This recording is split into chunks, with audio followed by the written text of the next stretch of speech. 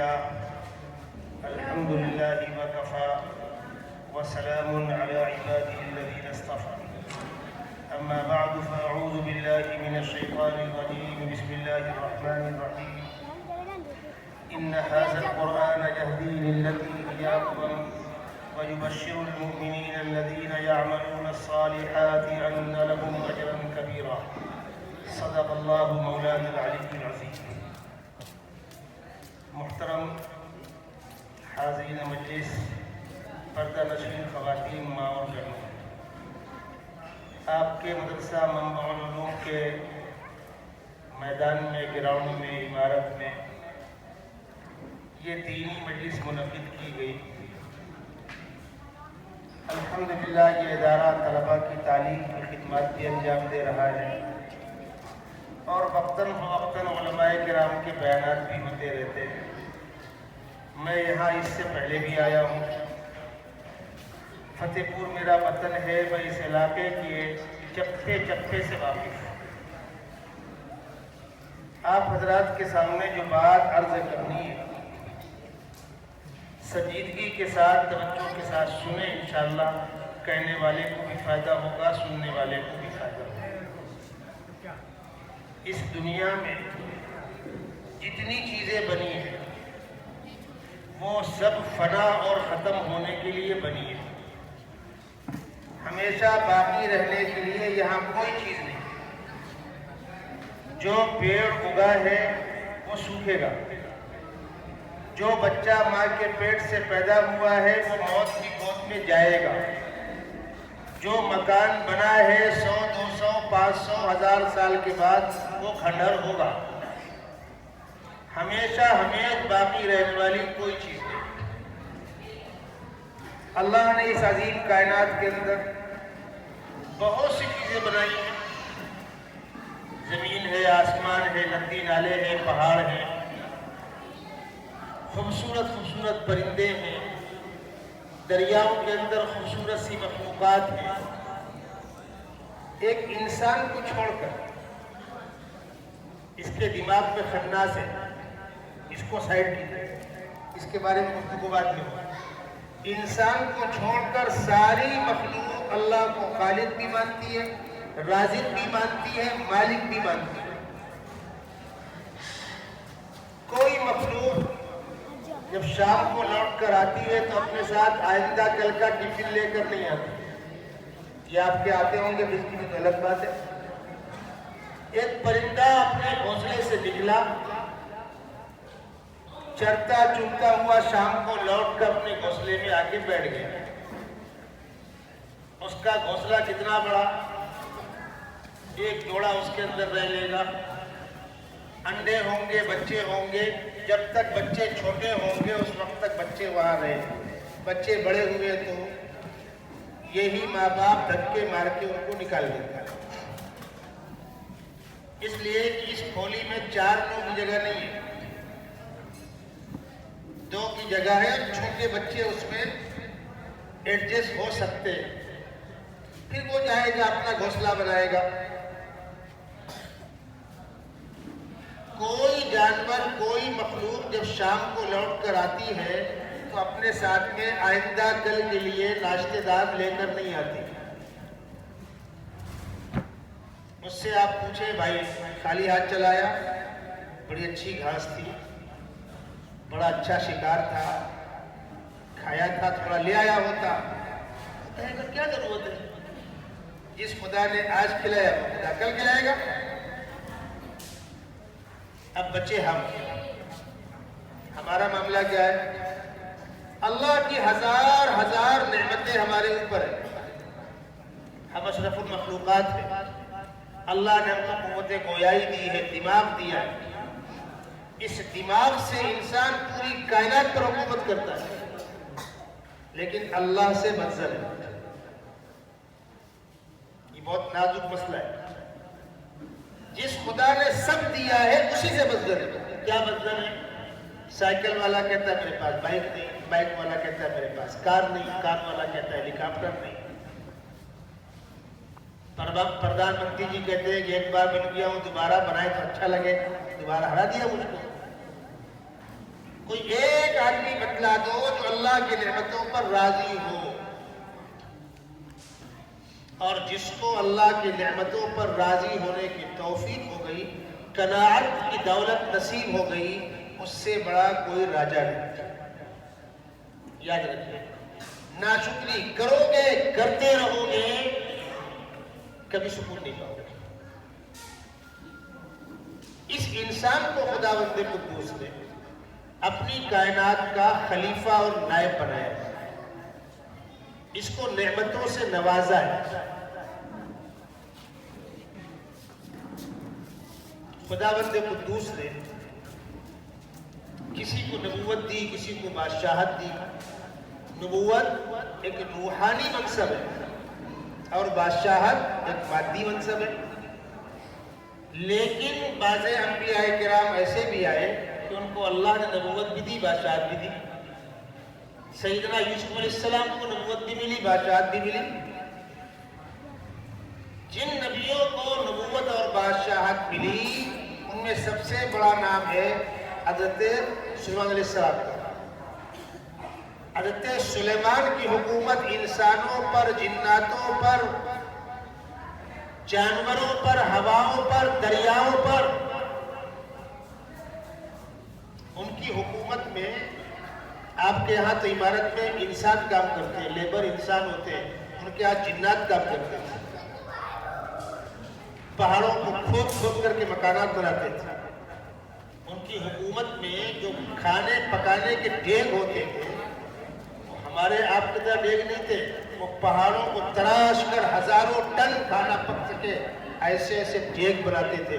قرآن نے کہا یعملون لہ ما یشاء من محاریب وتماثیل وجفان کالجواب وقدور الراسیات اعملوا آل داود شکرا۔ اتنی بڑی حکومت ان کی تھی، ان کے ذہن میں ایک سوال پیدا ہوا کہ میں کوئی بڑا کام کر سکتا ہوں۔ انہوں درخواست کی پروردگار میں آپ کی مخلوق کی ایک دن کی دونوں وقت کی دعوت کرنا چاہتا ہوں۔ پروردگار نے کہا سلیمان یہ کام تمہارے بس کا نہیں،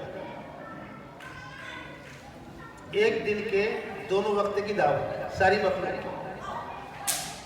پروردگار نے کہا سلیمان تمہارے بس کا کام نہیں پروردگار میں کروں گا، کوشش کروں گا۔ کہا اچھا انتظام کرو۔ جنگل صاف کر دیے گئے، کھانا پکتا گیا، لگتا گیا، پکتا گیا، لگتا گیا۔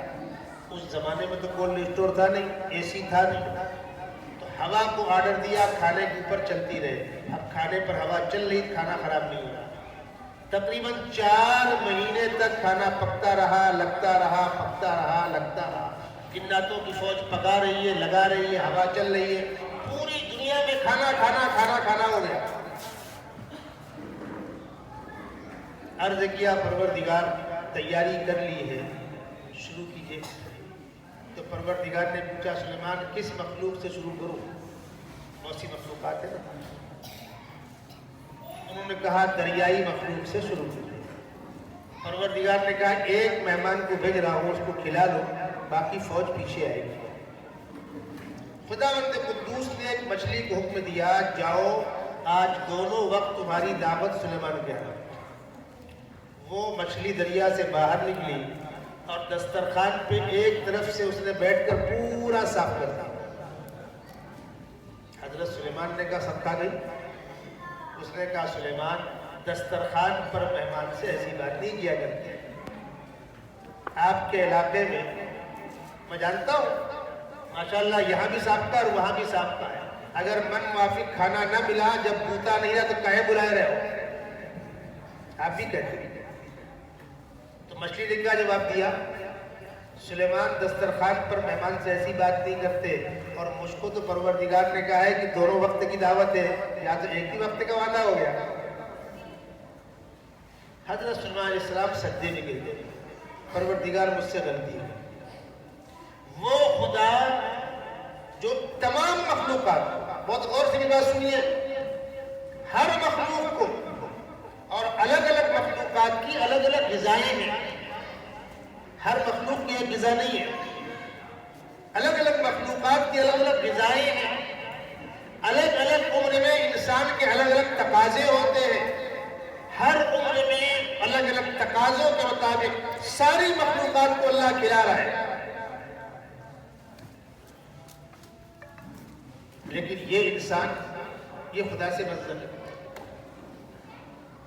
آپ کو بتلا دوں، ایک بچہ ماں کے پیٹ میں 4 ماہ کے بعد جان پڑ جاتی ہے، اس کو بھی خوراک پہنچتی ہے، آپ جانتے ہیں؟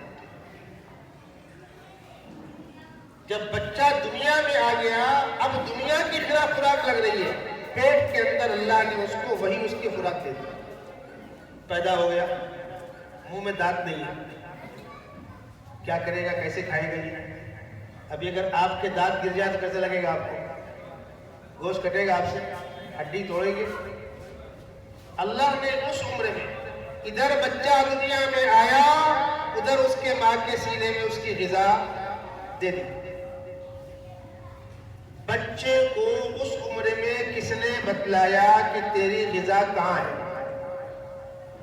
آئے دنیا کے سائنسداں، آئے اسکول چلانے والے، بتلاؤ اس بچے کو سکھاؤ گے کیسے کہ دودھ کیسے پیتے؟ کس نے سکھایا؟ ایک جانور کا بچہ پیدا ہوتا ہے، پہلے وہ گرتا رہتا ہے، اس کی ماں اس کو چوم کر چاٹ کر کھڑا ہو، کہاں جاتا ہے وہ؟ جہاں اس کی غذا ہے۔ کس نے بتلایا؟ ایک بچہ انڈے سے باہر نکلا ہے، آپ اس کے سامنے پھٹ کے دوڑ کے آئے گا، وہ کس نے بتلایا اس کو؟ یہ نظام اللہ چلا ہے، یہ نظام اللہ چلا ہے۔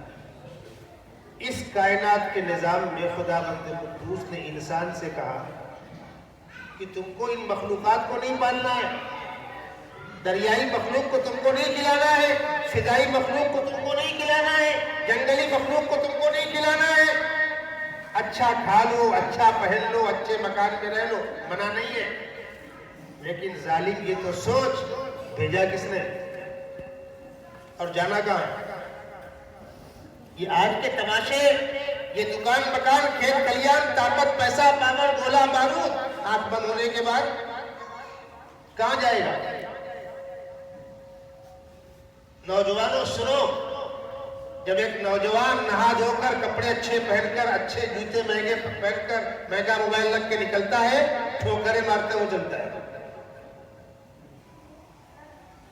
ایک مہنگی بائک لے چلتا ہے، اس پہ چڑھا دوں، اس پہ چڑھا دوں، صبح شام واقعات ہوتے ہیں۔ جب تم زمین پر ٹھوکریں مار کر چل رہے ہوتے ہیں، زمین کیا کہتی معلوم ہے؟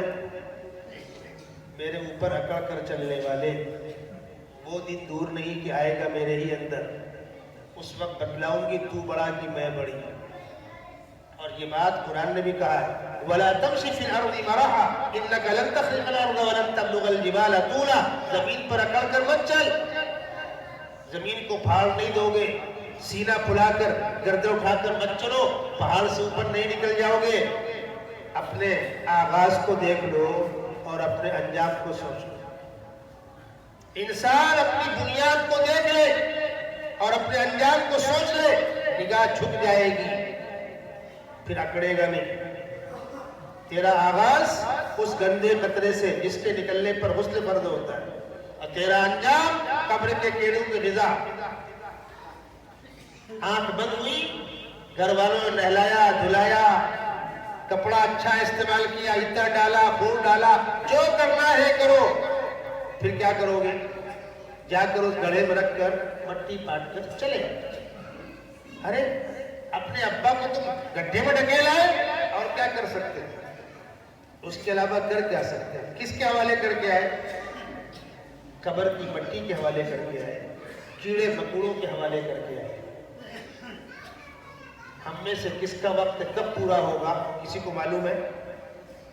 وقت پورا ہونے کے بعد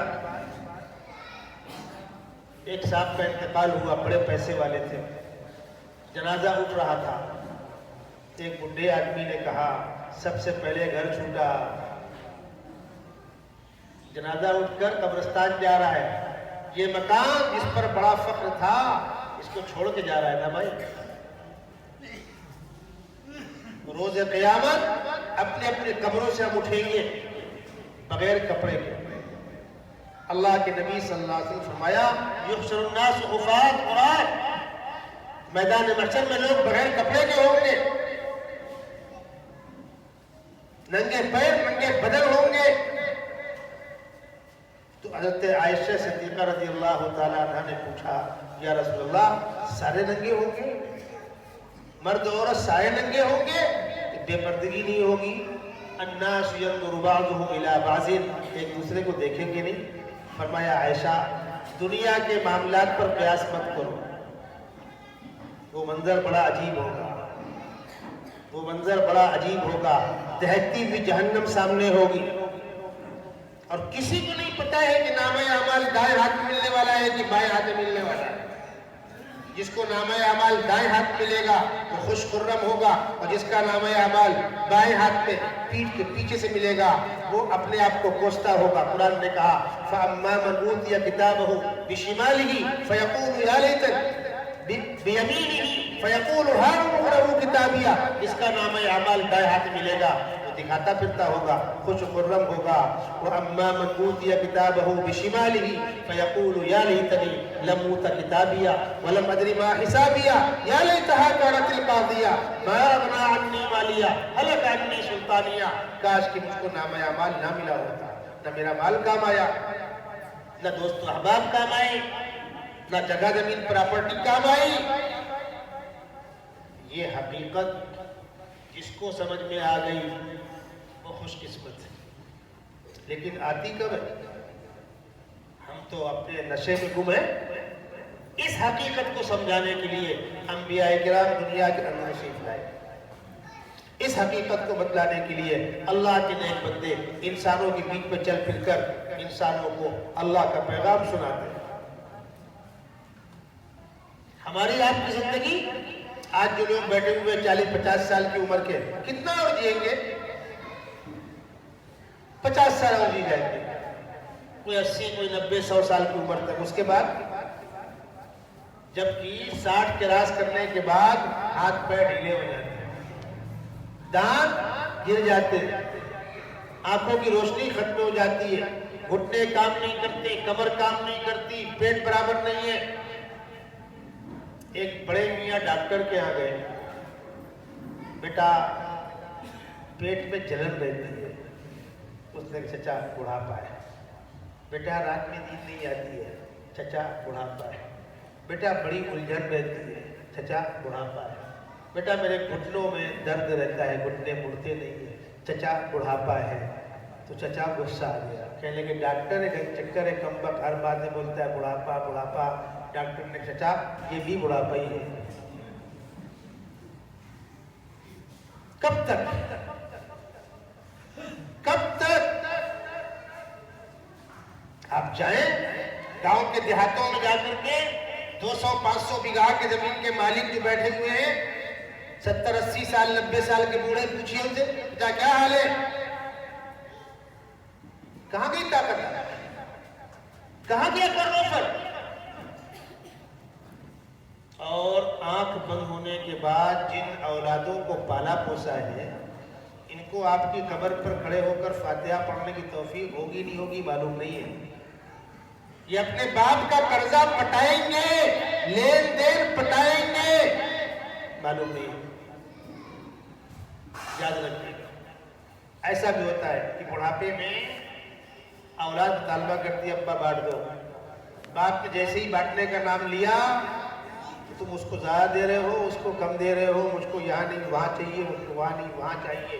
اپنے باپ سے لوگ بدتمیزی کرتے ہیں. یہ دنیا بڑی بے وفا ہے. وَمَا الْحَيَاةُ الدُّنْيَا إِلَّا مَتَاعُ الْغُرُورِ، دھوکے کا سامان ہے. حقیقت صرف اتنی ہے جس خدا نے پیدا کیا ہے وہ خدا مارے گا، جس خدا نے بھیجا ہے وہ خدا بھلائے گا. ایک دن اس کو بلانا ہے. اس کی دی ہوئی نعمتوں کا استعمال کر رہے ہیں، اس کو فراموش نہ کریں، اس کو بھلا کر زندگی نہ گزاریں. ہمارا خالق و مالک بندوں سے کہتا ہے یا ایھا الانسان ما غرک بربک الکریم، الذی خلقک فسواک فعدلک، اے بولے بالے انسان، اپنے رب کو بھول گیا تو؟ اپنے رب کو بھول گیا؟ کبھی سوچا ہوتا آنکھوں کی روشنی کون دے رہا ہے؟ اللہ۔ زبان کی قوت گویائی کون دے رہا ہے؟ اللہ۔ باڈی میں طاقت کون دے رہا ہے؟ اللہ۔ جسم کے اندر روح کا مالک کون؟ اللہ۔ ابھی 2 سال پہلے جب کورونا کال چل رہا تھا تو 2 مرتبہ آیا تھا۔ پہلی مرتبہ آیا تو بخار آتا تھا اور دوبارہ آکسیجن کا پرابلم ہوتا تھا۔ پوری دنیا کے اندر یہ مسئلہ تھا۔ سعودیہ عربیہ میں ایک صاحب آئے، ایڈمٹ ہوئے، 2 دن رہے ICU میں، پھر وہ اچھے ہوئے، ان کو بل دیا گیا۔ کتنے کا بل آیا؟ 26,000 ریال کا۔ اس بل کو دیکھ کر رونے لگے ہوئے، تو ان کے دوستوں نے سمجھا بیچارہ تکلیف میں ہوگا، پیسے کم ہوں گے تو روتا ہے۔ تو دوست نے کہا بھائی پریشان مت ہو، میں ہوں نا، میں بھر دوں گا۔ اس نے کہا نہیں، پیسے کا پرابلم نہیں ہے، 26,000 نہیں 26 لاکھ بھر سکتا ہوں۔ تو پھر رو کیوں رہا ہے؟ اس نے کہا رو اس لیے رہا ہوں کہ دنیا والوں نے 2 دن آکسیجن دیا، بل پکڑا دیا، میرا خالق ہمیشہ سے مجھے فری آکسیجن دے رہا ہے، کبھی اس نے بل مانگا تو کیا کروں گا؟ اس کو قرآن کہہ رہا ہے وَإِن تَعُدُّوا نِعْمَتَ اللَّهِ لَا تُحْصُوهَا، اللہ کی نعمتوں کو شمار کرنا چاہو تم شمار نہیں کر سکتے۔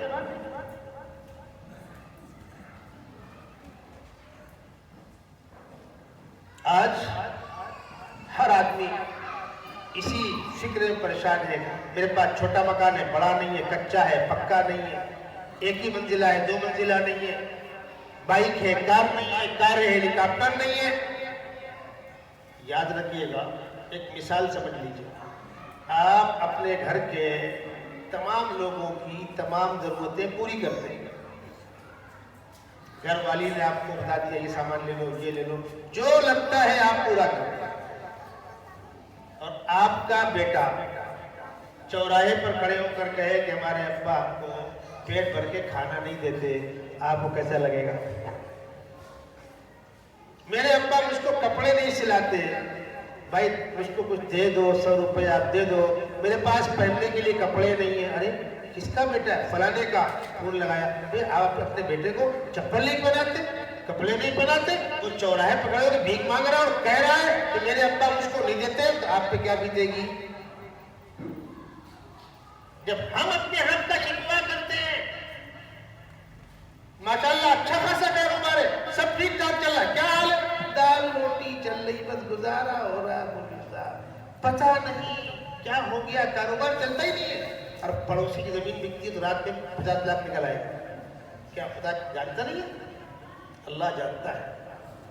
یہ بیماری امت کے اندر ایسا مرض بن کر آئی ہے، نہیں کرو ایسا۔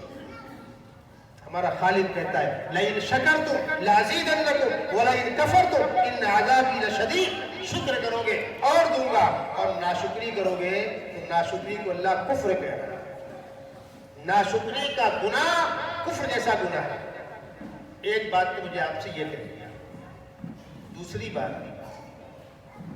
دنیا کے اندر بہت سی مخلوقات ہیں، بہت سی قومیں ہیں، کوئی خدا کو مانتا ہے، نہیں مانتا۔ ہم خاندانی طور پر خدا کو ماننے والے لوگ ہیں، ہم مسلم گھرانے کے اندر پیدا ہو گئے، ہم خدا کو ماننے والے ہیں۔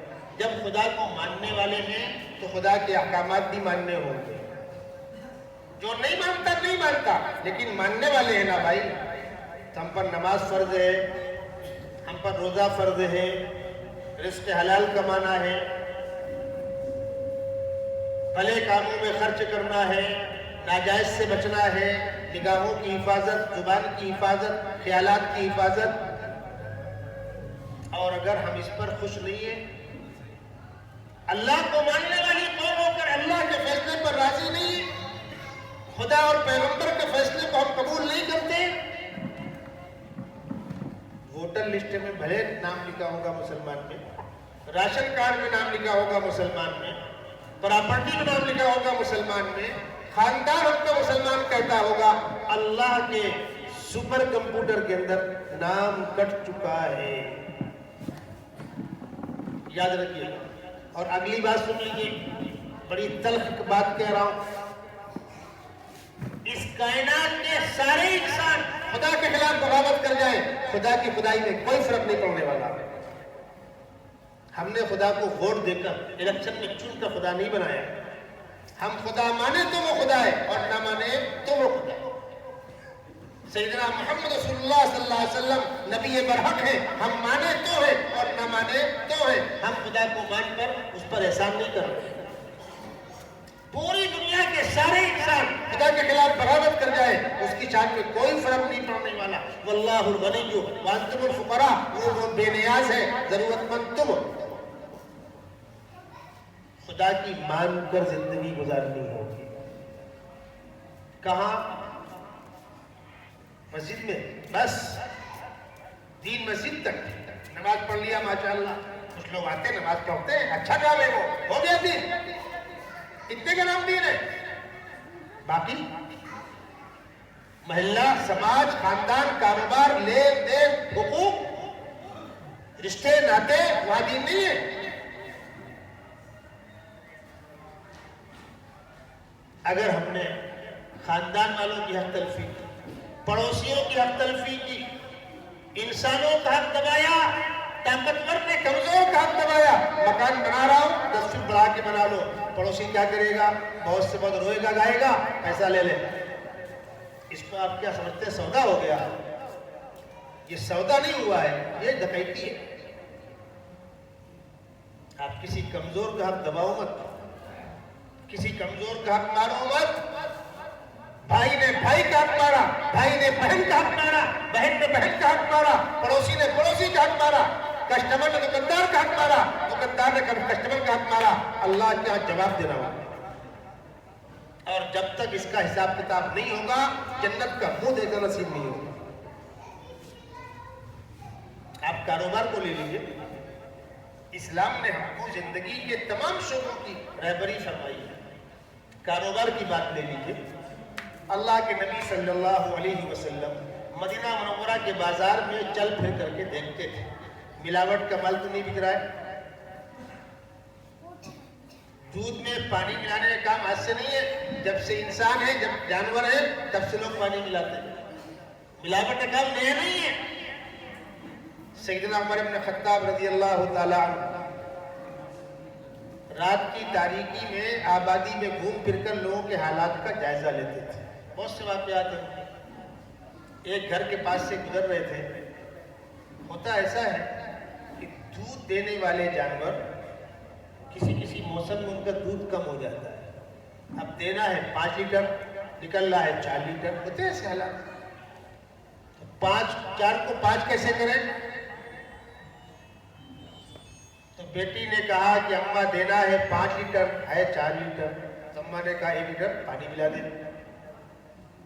تو بیٹی نے کہا کہ اماں، عمر بن خطاب نے کل ہی اعلان کروایا ہے کہ دودھ میں پانی مت ملاؤ. تو اماں نے کہا ارے کم وقت، دروازہ بند ہے. عمر بن خطاب کھڑے ہیں کیا سامنے؟ دیکھ رہے ہیں کیا عمر یہاں ہے کیا؟ تو بیٹی نے کہا اماں، عمر بن خطاب تو نہیں ہے لیکن خدا تو ہمارا دیکھ رہا ہے نا. یہ بات آپ نے سن لی باہر سے، اس گھر پہ نشان لگا دیا. پھر اپنے بیٹے کے لیے اس بچی کا رشتہ بھیج رہے ہیں. اس کا نام ہے تقویٰ. ایک تقویٰ ہوتا ہے چہرے سے، لباس سے. مجمع کے اندر لمبی لمبی نماز پڑھ رہے ہیں، دنیا متقی کہے گی یہ تماشے. تقویٰ سے وہ ہے کوئی نہیں دیکھ رہا، مجھے میرا خدا دیکھ رہا. اس کا نام تقویٰ. سیدنا حضرت یوسف علیہ السلام کو زلیخا نے تنہائی میں دعوت دی تھی برائی کی. کمرے کے اندر کمرہ، کمرے کے اندر کمرہ، کمرے کے اندر کمرہ. اس تنہائی میں جا کر کہا تھا حیدلت. یوسف نے کہا تھا معاذ اللہ، اللہ کی بات. زلیخا نے کہا یوسف کون دیکھنے والا ہے؟ کوئی ہاتھ پکڑنے والا ہے؟ میں رانی ہوں، مجال اندر بھی آ جائے گا. یوسف مجھے خوش رکھو، تم بھی خوش رہو گے. آپ کا جواب تھا معاذ اللہ، میں ناجائز میں منہ نہیں ماروں گا. کون دیکھ رہا ہے؟ مجھ کو میرا خدا دیکھ رہا ہے. اس کیفیت کا نام تقویٰ ہے. کسی نے پوچھا امام راضی سے تقوی کی تعریف کیا ہے؟ فرمایا تقوی کا انہا کا مولا کا حیث لا یرا کا، جہاں کوئی نہ دیکھ رہا ہو مجھ کو میرا خدا دیکھ رہا ہے۔ بتی بند ہو گئی، دروازہ بند ہو گیا، کڑی لگ گئی، کوئی دیکھ رہا ہے نہیں دیکھ رہا ہے، میں تب بھی ناجائز سے بچوں اس لیے کہ مجھ کو میرا خدا دیکھ رہا ہے۔ اس کا نام ہے تقوی۔ جب یہ کیفیت پیدا ہوگی تو شوہر بیوی کے ساتھ زیادتی نہیں کرے گا، بیوی شوہر کی جان میں خیانت نہیں کرے گی، بیٹا باپ کے ساتھ کے کاروبار میں چوری نہیں کرے گا، باپ بیٹے کے ساتھ زیادتی نہیں کرے گا، نہ مالک نوکر کاٹ مارے گا نہ نوکر مالک کاٹ مارے گا۔ اسلام اس چیز کو پسند کرتا ہے۔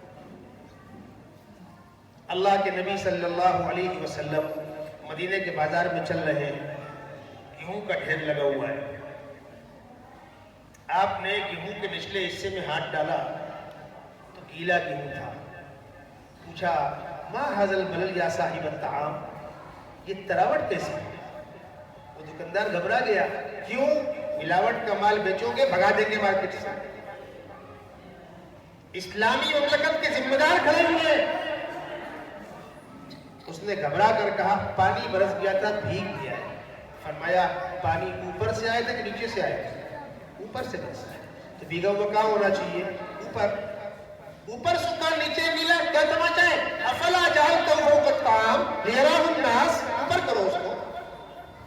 اگر سامان میں عیب ہو گیا، ہو سکتا ہے سبزی ہے اتار رہے ہیں، ٹماٹر میں داغ لگ گیا، آلو میں داغ لگ گیا، رکھو سامنے، کسٹمر دیکھ لے، اس کی مرضی لے نہ لے، اوپر بڑے بڑے نیچے چھوٹے چھوٹے سے آلو ہو پیاز ہو، ہر سبزی کا وہی حال ہے۔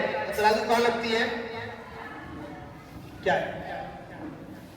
اس وقت آپ نے فرمایا من غش فلیس منی، جو دھوکہ دے وہ ہم میں سے نہیں، جو دھوکہ دے وہ ہم میں سے نہیں۔ میں آپ کو بتلا دوں، اللہ کے نبی صلی اللہ علیہ وسلم کے زمانے میں دین خطہ حجاز کے اندر پھیلا تھا۔ آپ کی خواہش تھی کہ میرے صحابہ دنیا کے اندر پھیل جائیں، دین کے پیغام کو لے کر صحابہ دنیا کے اندر پھیلے، اور ہندوستان کا وہ علاقہ جو عربستان سے ٹچ ہے سمندر سے، آپ کا کوکن سے لے کر کے ساحل کیرلا تک، یہ پٹی، یہ سمندر کی پٹی ٹچ ہے عرب سے۔ اسی لیے آپ دیکھتے ہیں نا، چاند جب نکلتا ہے تو عرب والوں کا اور کیرلا کا سیم ہوتا ہے۔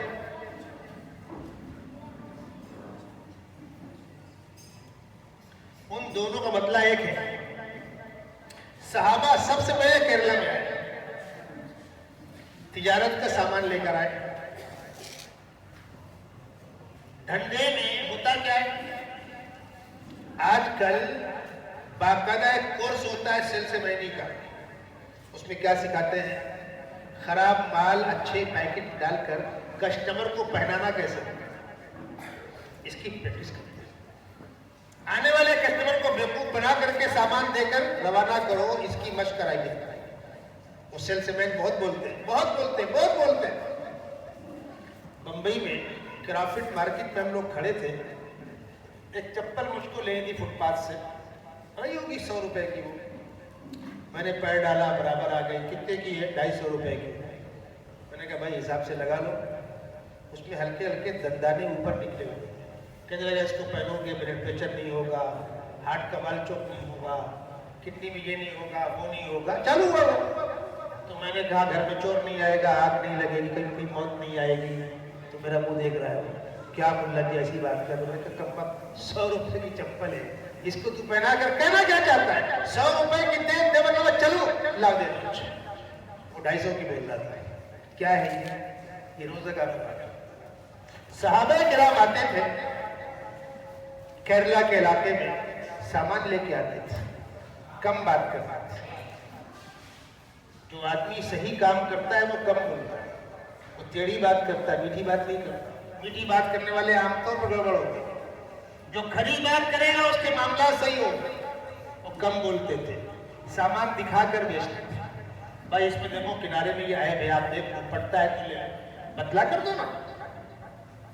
ایک بار آئے، دوبارہ آئے، تیبارہ آئے، یہاں کے لوگوں کا مزاج بن گیا کہ عرب تاجر دھوکہ نہیں دیتے، عرب تاجر جھوٹ نہیں بولتے۔ معلوم کیا ہوتا تھا؟ جب جہاز آ کر لگتے تھے تو لوگ لین لگا کر سامان خریدتے تھے۔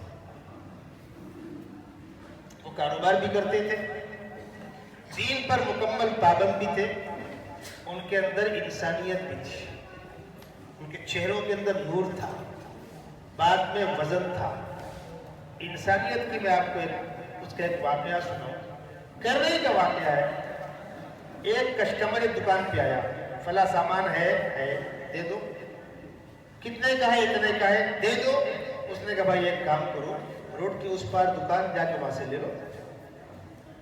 وہ گیا اس دکان میں، فلاں سامان ہے کتنے کا ہے؟ اتنے کا ہے، دے دو. سیم بات، سیم کوالٹی. وہاں پوچھا کہ تمہاری دکان اس دکان کی برانچ ہے کیا؟ اس نے کہا نہیں، میں تو ہندو ہوں، مسلمان ہے. پھر لوٹ کے آیا، چچا آپ نے وہاں کیوں بھیجا؟ وہ دکان آپ کی برانچ ہے؟ کہا نہیں. تو آپ نے وہاں کیوں بھیجا؟ کہا بیٹا میرا دکان کا آج کا کاروبار اچھا چلا ہے، میں دیکھ رہا ہوں اس کے ہاں کسٹمر نہیں آیا ہے، پتہ نہیں شام کو اس کے ہاں چولہا جلے نہ جلے، تو میں نے تم جیسے 2-4 گاہکوں کو وہاں بھیج دیا تاکہ اس کے 2 پیسے کی انکم ہو جائے. سبحان اللہ. اس نے کہا چچا آپ کو یہ تعلیم کس نے دی؟ کہ ہمارے پیغمبر سیدنا محمد صلی اللہ علیہ وسلم. مارکیٹ کے آپسی دکاندار پڑوسی ہیں، پڑوسی کا حق ہے. یہ تعلیم کہاں سے ملی آپ کو؟ یہ تعلیم اسلام نے ہم کو دی. اسلام سچا مذہب ہے. کیا میں بھی اس مذہب کو قبول کر سکتا ہوں؟ قبول کر سکتے ہو. کلمہ پڑھا دیجیے. جو اسلام آگے بڑھا ہے. آج رونا کس بات کا؟ ایک دور تھا اسی ہندوستان کے اندر، 50 سال پیچھے لوٹ جائیے آپ، ہم مسجد سے نماز پڑھ کے نکل رہے ہوتے تھے تو غیر مسلم عورتیں بچوں کو گود میں لے کے باہر کھڑی رہا کرتی تھی، پھونک ڈالنے کی. نماز پڑھ کے نکل رہے ہیں، پھونک ڈالیں گے شفا ہوگی، اور شفا ہوتی تھی.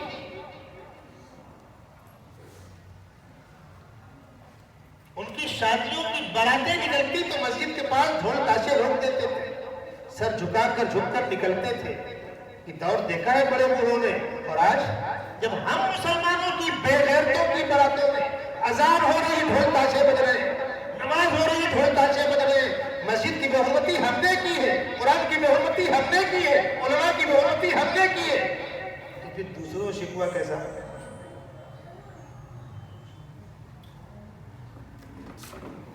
مظفر نگر کا واقعہ ہے. انگریز دور حکومت تھی، تقریباً 100 سال پہلے کی بات ہے. ابھی آزاد ہوئے 75 سال ہوئے. زمینیں پڑی ہوئی تھی. آپ کے ہاں گاؤں دیہات میں زمینیں پڑی ہوئی تھی، تو یہاں مکان بنا لو، تم وہاں بنا لو. اوسر پاسر پڑا ہوا ہے، کسی کو پڑی نہیں ہے، زمینیں پڑی ہوئی تھی. ایک کھلے پلاٹ میں مسلمانوں نے مسجد بنانی چاہیے. ہندو آگے نہیں، یہ پلاٹ ہمارے خاندان کا ہے. انہوں نے کہا ہمارے خاندان کا ہے. وہ کہنے لگے ہم بنائیں گے ہمارا مذہبی کوئی چیز، ہم بنائیں گے مسجد. جھگڑا کیا کوٹ. تو جج نے کہا بھائی تمہارے گاؤں میں کوئی بزرگ ہوں گے بڑے جن کا دونوں احترام کرتے ہو، بلا لو ان کو. اس لیے گاؤں دیہات میں زمینوں کا نقشہ نہیں ہوتا، رہائشی مکانات کے نقشے نہیں ہوتے. اس وقت اور بھی نہیں ہوتے تھے. بلا لو کسی کو. ایک بزرگ کو بلا کر لائے، مولانا مظفر حسین صاحب. جج نے پوچھا ہندوؤں سے ان کی بات مانو گے؟ ہاں صاحب مانیں گے، نیک آدمی ہے، بزرگ آدمی ہے. مسلمان تم مانو گے؟ ہاں مانیں گے. مسلمان بڑے خوش، اب تو فیصلہ اپنے فیور میں ہوگا. جیسے عام طور پہ ہوتا ہے پنچایتوں میں 2 پنچے وہ لائے، 2 پنچے آپ لائے، وہ اس کا فیور ہے، آپ کا فیور. نہ ان کو مرنا نہ ہم کو مرنا، نہ خدا کو ان کو منہ دکھانا نہ ان کو منہ دکھانا، حق بولنے کو نہ یہ تیار نہ وہ تیار. یہ اس طرف سے وہ اس طرف سے. تو مسلمان تو خوش ہو گئے کہ ہمارا آدمی فیصلہ ہمارے فیور میں آئے گا. مولانا مظفر حسین صاحب کھڑے ہوئے، کہا بھائی یہ علاقہ فلانے خاندان کا تھا، ان کی اولادیں فلاں فلاں ہیں، اس لیے جگہ ہندوؤں کی ہے. مسلمان اس کو خالی کرتے ہیں. مسلمان بہت ناراض. عجیب آدمی ہے مسلمانوں کے. کیسا مسلمان ہے؟ جج نے کیا فیصلہ لکھا وہ سنیے. جج نے فیصلہ لکھا اس مقدمے میں ہندو مقدمہ جیت گئے مسلمان مقدمہ ہار گئے، اسلام مقدمہ جیت گیا۔ مسلمان مقدمہ ہار گئے، اسلام مقدمہ جیت گیا۔ اس کے بعد کیا ہوا؟ ہندو کھڑے ہوئے، کہا بھیا یہی دیکھے کرا، کوئی گواہ؟ ہم دین۔ اب تم بڑھاوا چندہ مہودے میں کہ میں آپ کو ایک واقعہ سنا رہا ہوں، 50 واقعات ہیں۔ ایک دن میں حالات نہیں بدلے، حالات ایک دن میں نہیں بدلے۔ جب سر میں ہمارے اطاعت تھی، سر سب شرر امید کا تھا، جب سر اشیاء چلنے لگی، اس پیڑ نے بلّا چھوڑ دیا۔ اللہ کی راہیں اب بھی ہے کھلی، آثار و نشاں سب قائم ہیں، اللہ کے بندوں نے مگر اسراف پہ چلنا چھوڑ دیا۔ لباس سے کیا ہوتا ہے؟ چہرے موڑے سے کیا ہوتا ہے؟ اگر دل صاف نہیں ہے تو کچھ حاصل نہیں۔ آج رونا اس بات کا ہے کہ ہم نے دین چند مخصوص چیزوں کو سمجھا ہے، بس زندگی میں دین نہیں ہے، چند اعمال کا نام دین ہو گیا تو ہم سمجھ رہے ہیں، ہم کم ہو رہے ہیں، لوگوں کی نگاہوں سے ہمارا روب دور ہو گیا۔ بہت دور کی بات نہیں ہے، مولانا صدیق رحمۃ اللہ علیہ نے، میں پوری ذمہ داری کے ساتھ کہتا ہوں، حضرت کی زندگی مکمل 100% تقوی کے معیار پر تھی۔ زندگی میں کہیں جھول نہیں تھا، نہ کسی کا منہ دیکھ کر، نہ کسی کے لالچ میں، نہ کسی کے دباؤ میں، لیکن کردار اتنا صاف ستھرا تھا اور انسانیت کے لیے اتنی گنجائش تھی کہ ان کا سب آتے تھا۔ بارہا میں ساتھ سفر میں ہوں، میں نے واقعات دیکھے۔ انسان بنو، سب سے پہلے اچھے انسان بنو، پھر اچھے مسلمان دکھو گے۔ ایک دائی دعوت دیتا ہے، اگر دائی کا کردار صاف ہوتا ہے تو دائی کی دعوت میں وزن ہوتا ہے۔ اللہ کے نبی صلی اللہ علیہ وسلم پیدائش سے لے کر 40 سال تک اسی قوم کے بیچ میں رہے نا، جس قوم نے آپ کی مخالفت شروع کی تھی، مکے والوں نے۔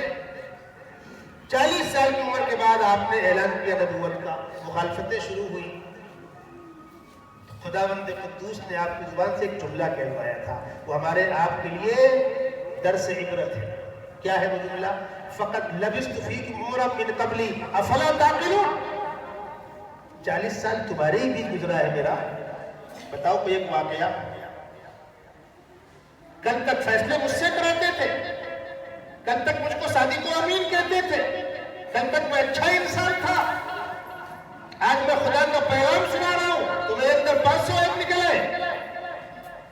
فقط لبثت فیکم عمرا من قبلی افلا تعقلون۔ سب سے پہلے بنیادی عقیدہ، جس خدا نے پیدا کیا ہے وہی خدا ہمارے ہوگا۔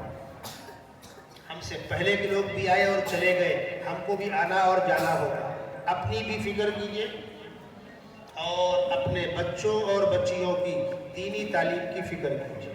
ماشاءاللہ بڑی آبادی ہے، یہ تحصیل ہے، مضبوط مقام ہے۔ کیا بچوں کی تعداد کے اعتبار سے مکاتب ہیں؟ کیا اس بستی کے اندر 5000 بچے نہیں ہیں؟ پڑھ کتنے رہے؟ جو بچے اسکول جا رہے ہیں شوق سے جائیں، کوئی نہیں منع کرتا، اسکول کی تعلیم حاصل کرو، محنت کے ساتھ پڑھو، آگے تک جاؤ، لیکن اسکول کی تعلیم کا حاصل، اسکول کی تعلیم کا حاصل، اس ڈگری کا حاصل، نوکری ملے گی، ارے ملے گی نہیں بھی تو بات کی بات ہے، مل گئی تو ہم جو کہہ رہے ہم نے قبول کر لیا، مل گئی، بنگلہ ہو گیا، گاڑی ہو گئی، پیسہ ہو گیا، عزت ہو گئی، موت نہیں آئے گی۔ مرنے کے بعد یہ ڈگری کس کے کام آئے گی؟ جس ڈگری کے پیچھے دین بیچا، سب قربان کر دی، عقائد خراب ہوئے، ہونے تو تعلیم بہت اچھی ہے، کیا کیا نہیں ہوتا ہے۔ آپ نے ڈگری حاصل کر لی، پیسہ حاصل کر لیا، گاڑی حاصل کر لی، بنگلہ حاصل کر لیا، موت نہیں آئے گی؟ آئے گی۔ اس کے بعد دنیا کے اندر کتنے روز رہنا ہے؟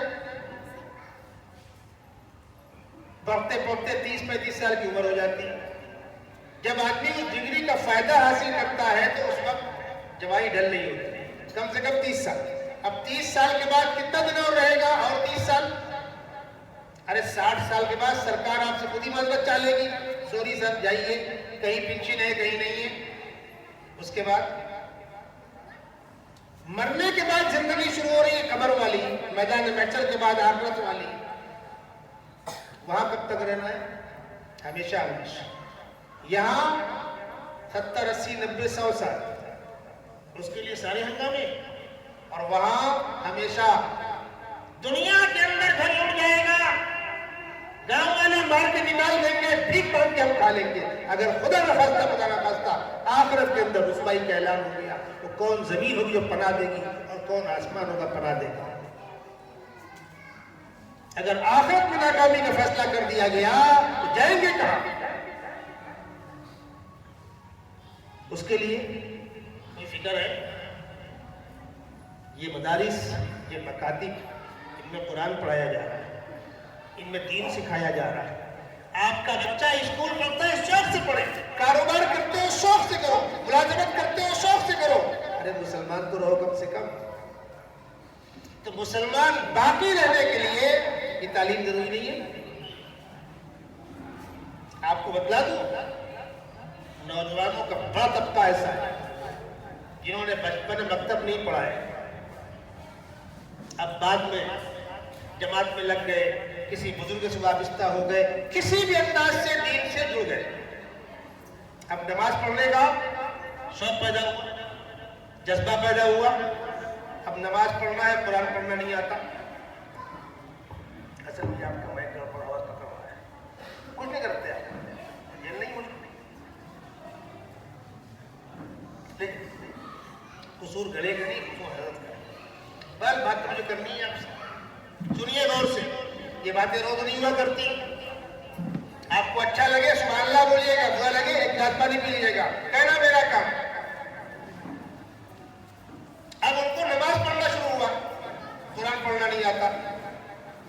اب قرآن پڑھیں کیسے؟ ہندی سے، انگلش سے، اردو آتی نہیں۔ ہندی اور انگلش میں وہ حروف نہیں ہے جو عربی میں، اس میں حروف کم ہے۔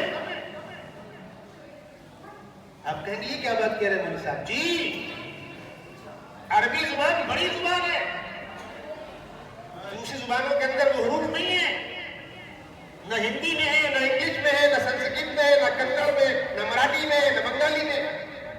ان حروف کو کوریج ملتا ہے اردو سے، بس باقی زبانوں کے اندر وہ حروف نہیں ہے۔ مثلا آپ ہندی انگلش میں کہیں گے جا اور زا، تیسرا حرف نہیں ہوا، جا اور زا۔ اب زا میں زے ہے کہ زال ہے کہ زواد ہے کہ زو ہے، فرق کیسے کرو گے؟ عربی زبان حساس زبان ہے۔ جیم سے کہو جلہ، عظمت کے معنی، زال سے کہو ذلہ، ذلت کے معنی، زا سے کہو ذلہ، لغزش کے معنی، زواد سے کہو ذلہ، گمراہی کے معنی، زو سے کہو ذلہ، سایہ فگن کے معنی۔ ہمارے یہاں سین، سا، سواد 3 حروف ہیں، ان زبانوں میں ایک ہی ہے سا۔ ہمارے یہاں سا الگ حرف ہے 3 پنتوں والا، سین الگ حرف ہے، سواد الگ حرف ہے، تینوں کے الگ الگ معنی ہے۔ سا سے کہو ثمر تو معنی ہے پھل، سین سے کہو ثمر تو معنی ہے کانٹا، سواد سے کہو ثمر تو معنی ہے بے نیاز اللہ الصمد، اور سین سے کہو ثمر تو معنی ہے متکبر۔ تلفظ کہاں سے لاؤ گے؟ یہ ان مکاتب کی دیر ہے، اور ان دوستوں سے کہوں گا جن کو اللہ نے توفیق دی ہے دین سے جڑنے کی، اللہ ان کو استقامت نصیب فرمائے۔ کسی تجربے کار قاری کے سامنے، صحیح قرآن پڑھنے پڑھانے والے کے سامنے بیٹھ کر تلفظ درست کیجئے۔ اب تو الحمدللہ ملک میں تجوید کی رعایت کر کے قرآن پڑھایا جا رہا ہے۔ جو پرانے بیٹھے ہوئے بتلائیں گے علی، بے، تے، سے، چھوٹی سی، بڑی سی، چھوٹا کاف، بڑا کاف، یہ مکتب تھا۔ ایک استاد 100 بچے، کیا خاک تعلیم ہوگی؟ اب سوچئے سین الگ حرف ہے، شین الگ حرف ہے، آپ نے اس کو چھوٹا بڑا کر دیا، دونوں سین رہ گئے نا بھائی۔ کاف الگ حرف ہے، کاف الگ حرف ہے، ایک چھوٹا ایک بڑا ہو گیا، دونوں کاف رہ گئے نا۔ کاف کہو گے قلب تو مانا ہے دل، کاف سے کہو گے قلب مانا ہے کتا۔ اتنا نازک مسئلہ ہے۔ نماز دین کا بنیادی کھمبا ہے. نماز ضائع دین ضائع. الصلاۃ عماد الدین فمن اقامها فقد اقام الدین ومن هدمها فقد هدم الدین. اور نماز کی ریڑھ کی ہڈی ہے قرآن پاک کی تلاوت اور قرآن درست نہیں. نماز میں کتنے فرائض و واجبات ہیں پتہ ہی نہیں ہے. کن غلطیوں سے نماز سجدے سہو سے بچ جائے گی اور کن غلطیوں سے نیت توڑ کے دوبارہ پڑھنا ہے پتہ ہی نہیں ہے. نماز کے لیے جگہ کا پاک ہونا, کپڑے کا پاک ہونا, بدن کا پاک ہونا, قبلہ رخ ہونا, نماز کا وقت ہونا شرائط ہے. ہم کو پاکی طہارت کے مسائل نہیں معلوم. میں نے کہا نا چند علامتی چیزوں کو دین سمجھا گیا ہے, بنیادیں کہاں ہیں؟ خدا کی خدائی, رسول کی رسالت, عقائد, قبر کے سوالات, میدان محشر کے سوالات, نجات ان پر ہوگی. علامتی چیزوں کو اپنے نجات نہیں ہونے والی ہے. حلال و حرام, فرائض و واجبات, حقوق, یہ کدھر ہے؟ دین سیکھیے. علماء کی مجلس کے اندر بیٹھیے اور جو علماء صاف صاف بات کرے, آپ کو خوش کرنے والی نہیں, معاف کیجیے گا. ڈاکٹر سرجری کرے گا تو چیرا مارے گا, انجیکشن لگائے گا, چوٹی ہوگی, خون نکالے گا تو لگے گا. ہم کو ڈاکٹر ہو چاہیے, خون نکالے لیکن سوئی اندر نہ جائے, آپریشن کرے لیکن ٹاکا نہ مارے. سبحان اللہ. جو صاف صاف بات کر سکے, آپ کو بتلا سکے, آئینہ دکھا سکے, ایسے علماء کو بلائیے اور دل پکا کر کے بیٹھیے اور سنیے, دین سیکھیے. اگر دین پر عمل کرنے کا مزاج بن گیا تو دین کہاں ملے گا؟ جن کو اللہ نے اس کی دولت سے نوازا اپنی زندگی میں. اب تو آپ کی عمر نہیں ہے کہ آپ داخلہ لے کر پڑھیں.